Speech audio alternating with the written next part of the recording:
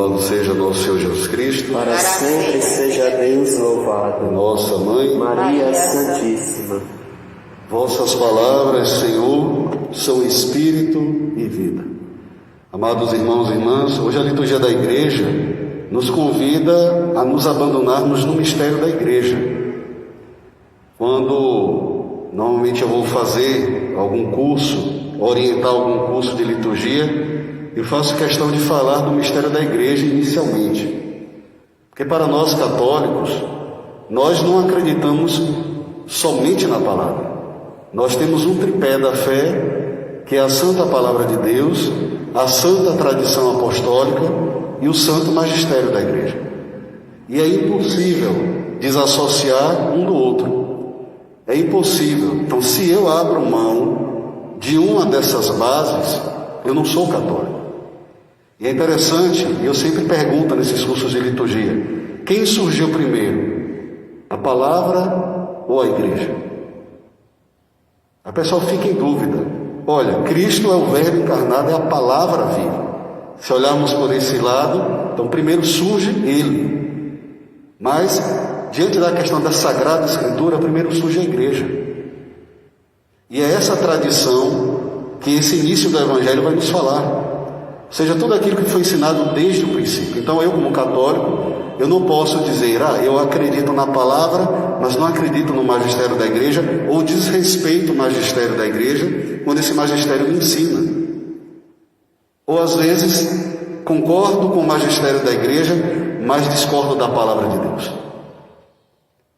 O mistério da celebração que nós estamos vivenciando, por exemplo, a Santa Missa, nós temos ela compreendida em duas partes, a liturgia da palavra e liturgia eucarística. Então, nós não podemos viver como católicos distante dessa comunhão. Certa feita, uma comunidade queria construir o templo, a capela. E aí, quando eu cheguei lá, isso em outra paróquia, só existiam duas pessoas. E cadê o pessoal para a gente rezar? Não, só somos nós duas, mas a gente tem dinheiro, a gente quer construir. Eu disse, não faz sentido. A construção do templo de pedra deve ser uma consequência da igreja viva. E igreja viva é a palavra de Deus sendo difundida, é Cristo sendo adorado, é a participação do povo de Deus.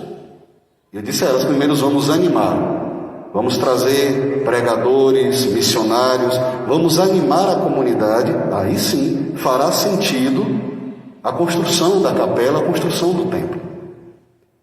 Ou seja, nós somos chamados aos primórdios da igreja. Somos chamados a sermos católicos, como diriam alguns jovens, raiz, radicais, ou seja, pertencentes a esta verdade que não muda. Por isso que na primeira leitura, que fala de Neemias,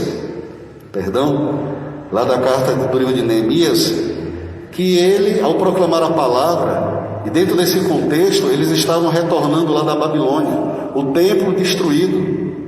Então não existia templo, então eles estavam lá para escutar a palavra de Deus. Depois o templo foi reconstruído. E todos choravam ao escutar os mandamentos do Senhor. Então que nós possamos retornar também aos primórdios da igreja.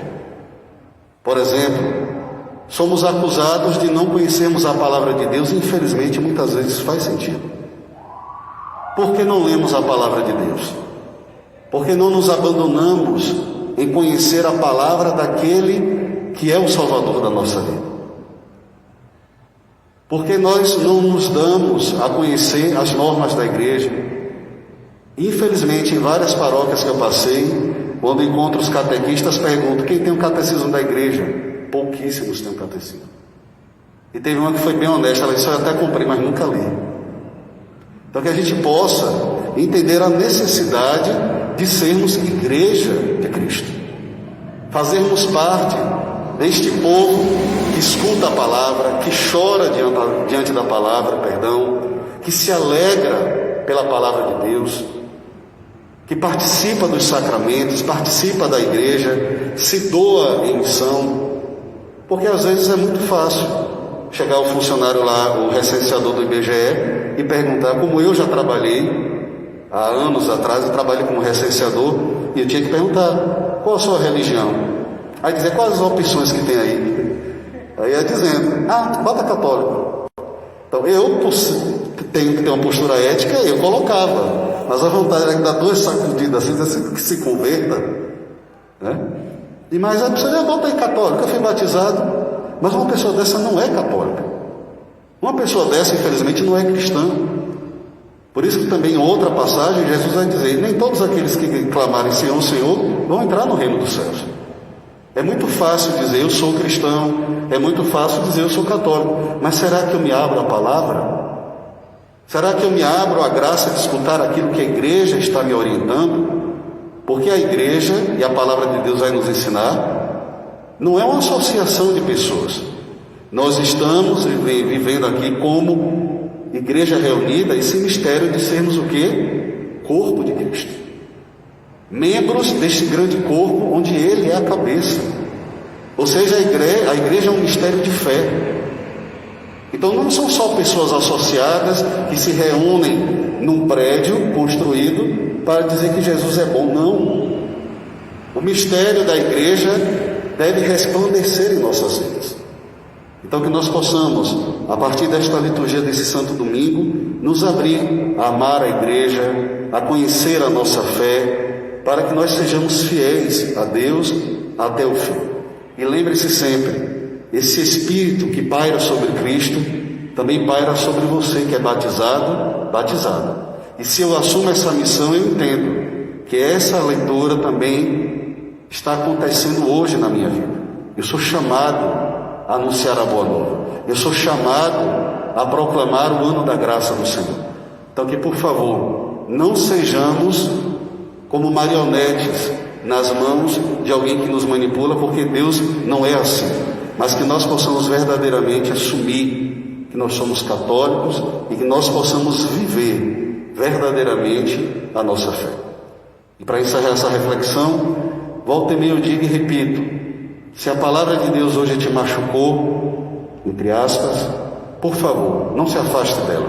É essa mesma palavra que vai te consolar, te fortalecer e vai te trazer a devida alegria. E é por isso que eu encerro essa reflexão com esse trecho de Neemias. Não fiqueis tristes, porque a alegria do Senhor será a vossa força. Louvado seja nosso Senhor Jesus Cristo. Para sempre seja Deus louvado.